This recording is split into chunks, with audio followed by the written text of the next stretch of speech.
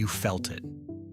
That buzz in your pocket. You reach for your phone. Nothing. No notification, no message, nothing at all. But you could swear you felt it vibrate. This isn't random. Your brain has been rewired to anticipate notifications that aren't even there. And if phantom vibrations are waking you up, making you reach for a phone that didn't buzz, you need to understand what's happening. Most people unlock their phones 96 times daily. That's once every 10 to 12 minutes. 67% of smartphone users check their phones even when they're not ringing or vibrating. If this sounds like you, you're not weak-willed. You're not addicted in the traditional sense. But your brain's reward system has been hijacked by technology designed specifically to keep you checking. So if you can't stop reaching for your phone, if you feel anxious without it, if phantom vibrations wake you at night, this video is for you. Let's dive into what's really happening in your brain. First, let's look at just how prevalent this behavior has become. The average person spends 4 hours and 39 minutes daily on their smartphone. That's nearly 1,700 hours a year, almost 3 full months of your life, lost to scrolling, tapping, and checking notifications. Americans check their devices an average of 144 times each day. That's roughly every 12 minutes, whether or not they receive a notification. Think about that.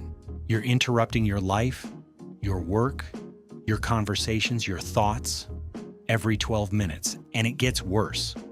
87% of individuals check their phones within 1 hour of waking up or going to bed, significantly disrupting sleep patterns. 44% of adults experience anxiety when they don't have their phones, a condition psychologists call nomophobia, the fear of being without a phone. This isn't happening by accident. As former Facebook VP Chamath Palihapitiya admitted to Stanford students, the short-term, dopamine-driven feedback loops that we have created are destroying how society works. He called it exploitation of consumer behavior, and he's right. So what's actually happening in your brain when you can't stop checking your phone? The answer centers on one neurotransmitter, dopamine, often called the feel-good molecule. Dopamine plays a crucial role in your brain's reward system, but here's the key insight that explains everything.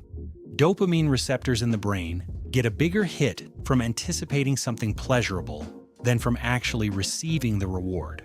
Think about that for a second. Your brain releases more dopamine when you think there might be a notification than when you actually read the notification. This is why you check compulsively even when nothing's there. Every time you check your phone and find something, a like, comment, text message, email, your brain releases dopamine. This creates a powerful association. Checking phone equals potential reward.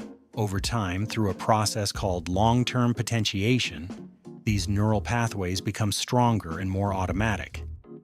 Stanford psychiatrist Dr. Anna Lembke, who specializes in addiction medicine, describes the smartphone as the modern-day hypodermic needle delivering digital dopamine 24/7 for a wired generation. She explains that smartphones hijack the same reward pathway that drives drug addiction, though to a lesser intensity. But intensity isn't everything.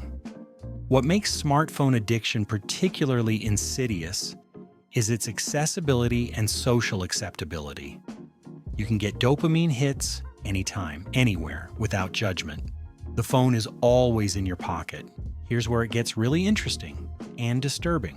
Smartphone apps use the exact same psychological principles as slot machines to keep you hooked. In the 1930s, psychologist B.F. Skinner discovered something profound about behavior. Mice respond most frequently to reward-associated stimuli when the reward is administered after a varying number of responses. This prevents the animal from predicting when they'll be rewarded, creating compulsive checking behavior. Humans work exactly the same way. Social media platforms implement what's called a variable reward schedule. Sometimes when you check, there's something exciting. Sometimes there's nothing. You never know which it'll be, so you keep checking. Cognitive neuroscientists have shown that rewarding social stimuli, laughing faces, positive recognition by peers, messages from loved ones, activate the same dopaminergic reward pathways as other rewards.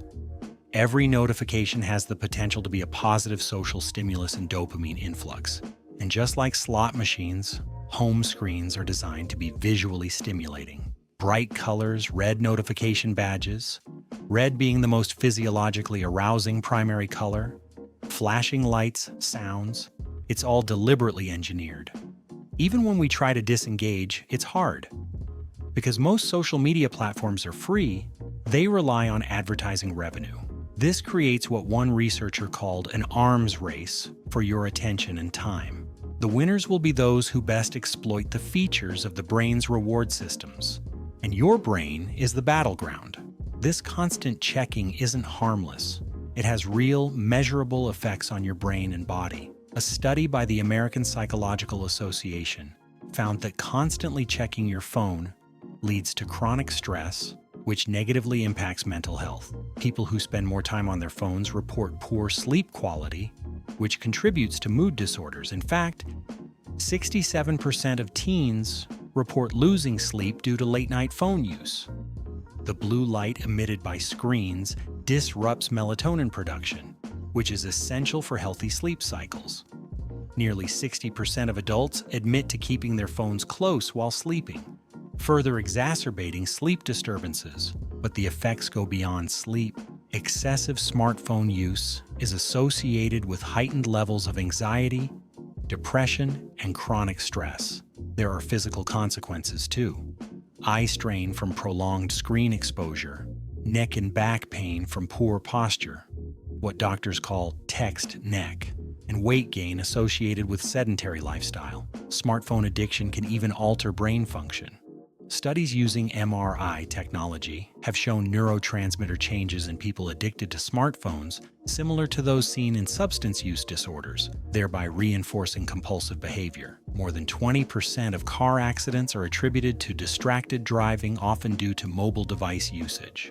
This compulsion to check your phone isn't just affecting your mental health, it's literally endangering lives. Let's talk about the anxiety aspect, because this reveals just how deep the dependence goes.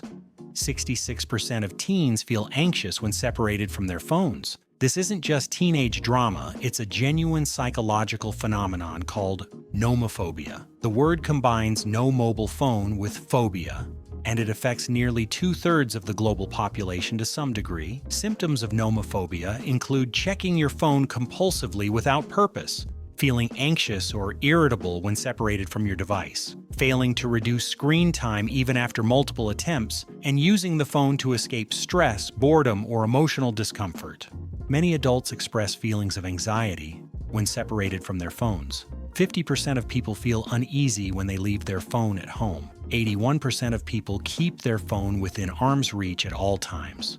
44% of people sleep with their phone next to their bed. This anxiety isn't irrational. Your brain has learned that the phone provides comfort, connection, and dopamine.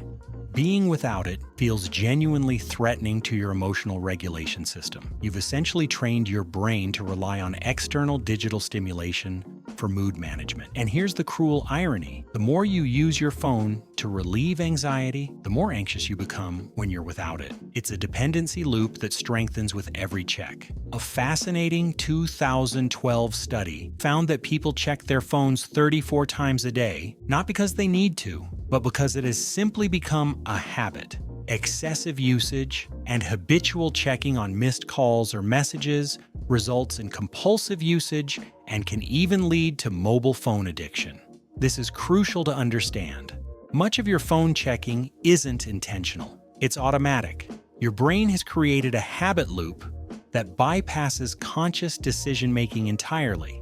Think about it. How many times have you picked up your phone without even realizing you did it? How often have you unlocked it, looked at the screen, found nothing, and then locked it again, all without conscious thought?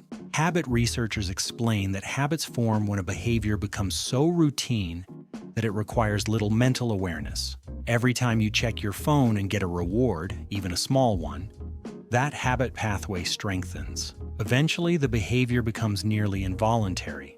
The scary part? These micro-interruptions, checking your phone every 10 to 12 minutes, fracture your focus and create what one researcher called a rewired brain loop that thrives on digital hits. Your attention span shortens. Your ability to do deep work deteriorates. Your capacity for boredom and quiet reflection vanishes. While phone addiction affects everyone, certain groups are particularly vulnerable. Teens aged 13 to 17 spend over 7 hours daily on their phones, outside of schoolwork. TikTok, Snapchat, and Instagram are their top platforms, where the constant need for updates and likes drives real psychological strain. According to Pew Research, most teens feel overwhelmed by social media pressure, yet cannot stop scrolling. The percentage of adolescents feeling addicted to their phones surged from 39% in 2015 to 50% in 2021. 85% of teens report it's difficult to stop using technology once they start, a behavior symptomatic of addiction. Parental concerns are significant, with 47% of parents acknowledging that their children may have a smartphone addiction. This indicates a shared awareness of the potential emotional toll that comes with excessive smartphone engagement. Interestingly, older individuals, 31 and above, report slightly less compulsive checking habits compared to younger groups. This doesn't mean they're immune. Approximately 27% of adults admit to being addicted to their smartphones, but the intensity is lower. Children aged 6 to 12 now average more than 3.5 hours of daily screen time, mostly on tablets, mobile games, and YouTube. Early exposure is reshaping brain development and emotional regulation in ways researchers are still uncovering. So how do you actually stop? Here are evidence-based strategies that work. First, understand the mechanism. Recognize that this isn't about willpower. Your brain's reward circuitry has been hijacked by technology designed to be addictive. Understanding this removes shame and helps you approach the problem strategically.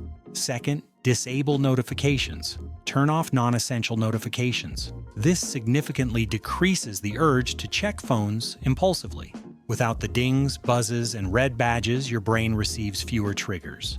Third, use built-in screen time trackers. Both iPhone and Android have screen time management features. Set usage limits. Track your patterns. Awareness is the first step to change. Fourth, keep your display in black and white. This sounds strange, but it works. Much of your phone's addictive quality comes from bright, colorful displays. Switching to grayscale reduces your phone's ability to grab and hold your attention. Fifth, establish device-free times. Create specific times during the day where technology is put away.